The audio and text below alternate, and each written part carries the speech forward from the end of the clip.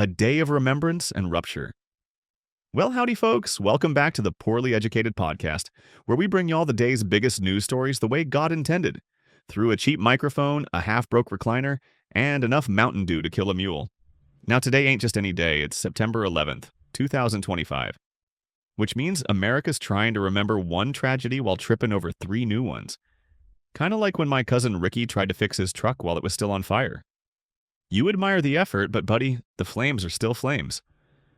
We got ourselves a stew of headlines. Charlie Kirk got himself assassinated in Utah. Israel bombed the peace talks right out of Qatar. America's remembering September 11th while forgetting how to be civil. And down in Indiana, somebody torched a house like it was the 4th of July. We're covering it all and probably making some jokes our moms won't approve of. So grab a cold one, because this is about to get more tangled than extension cords behind a NASCAR RV. Segment 1, Charlie Kirk, shot dead in Utah. All right, first up, Charlie Kirk. You know him.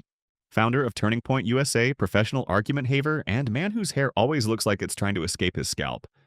Well, yesterday at Utah Valley University, he was sitting under a tent doing one of them prove me wrong debates, and the universe said, all right, bet. Shot from a rooftop. Middle of a conversation about mass shootings, which is the kind of irony so thick you could spread it on a biscuit. Now, the FBI got involved real quick, which in FBI time means about the same speed as Uncle Billy looking for his truck keys. Lot of action, not much progress. First they said, we caught somebody. Then, oops, nope, wrong guy. Then Kash Patel tweets they got the suspect, then deletes it, then says, never mind. It's like they're playing duck hunt with blindfolds. Reactions came in hotter than a deep-fried turkey. Trump called Kirk a martyr for truth. Obama and Biden condemned it. Newsom condemned it. Heck, even my Meemaw condemned it between sips of her boxed wine. Everybody said the same thing. Violence has no place in democracy. Which is true, but have y'all seen America lately? Feels like violence is the only thing that gets primetime coverage. Here's the rub, though. Kirk's whole shtick was public debates, wide open, folks hollering at him from the crowd. That's over now. You think politicians are going to do free-for-alls in the quad after this? Nah. From now on, town halls are going to look like Fort Knox. You'll need more clearance to ask a senator a question than to buy dynamite at a Tennessee flea market.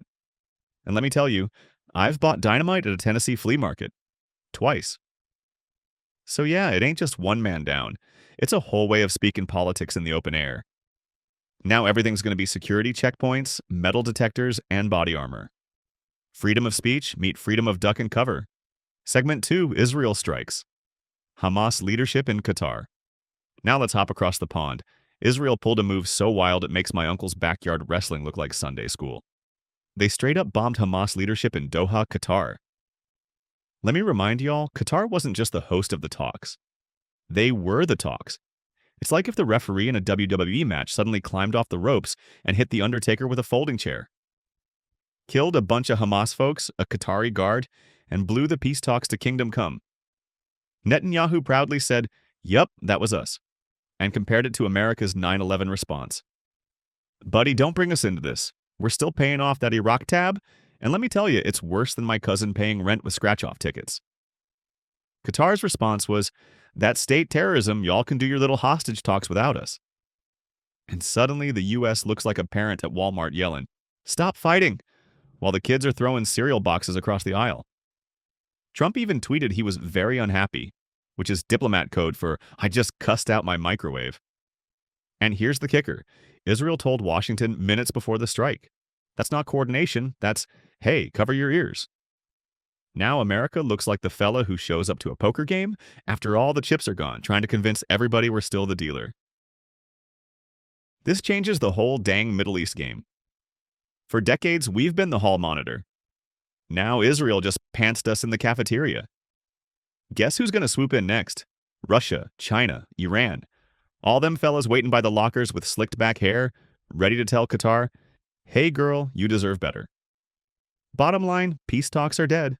America looks impotent, and the Middle East is about to get hotter than a skillet full of bacon grease. Segment 3, Remembering 9/11 in a Divided America. All right, now today is also the 24th anniversary of 9/11. Memorials everywhere, names being read at Ground Zero, ceremonies at the Pentagon, Flight 93 honored in Pennsylvania.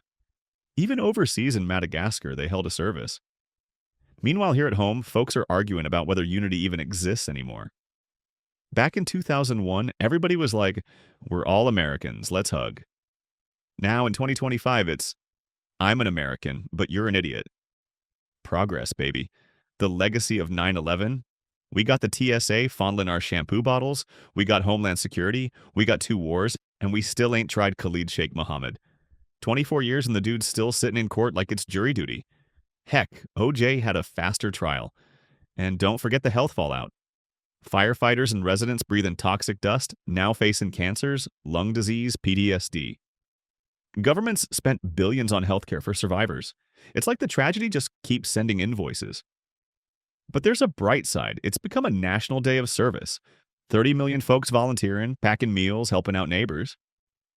That's America at its best, like when we all band together to push Earl's truck out of the ditch. The unity's there, it just don't get prime time. Still, here's the gut punch. On a day meant for unity, we're more divided than my uncle's marriage after he bought a jet ski instead of a dishwasher. And the big security threat ain't terrorists overseas anymore. It's homegrown anger. The war on terror, replaced by the war on each other. Ain't that a kick in the flag? In conclusion, so there you have it, folks. September 11th, 2025. A day of remembrance, rupture, and enough fresh chaos to make a possum faint. Charlie Kirk gone in Utah. Israel nuked diplomacy in Doha. America's stuck remembering 9/11 while forgetting unity. And Indiana's homes are burning like a pile of brush behind Grandpa's shed. What's the lesson? Maybe it's this. History don't stop for memorials. While we're remembering yesterday's wounds, today's out here making fresh ones. And all we can do is laugh, holler, and keep the beer cold till the world cools off.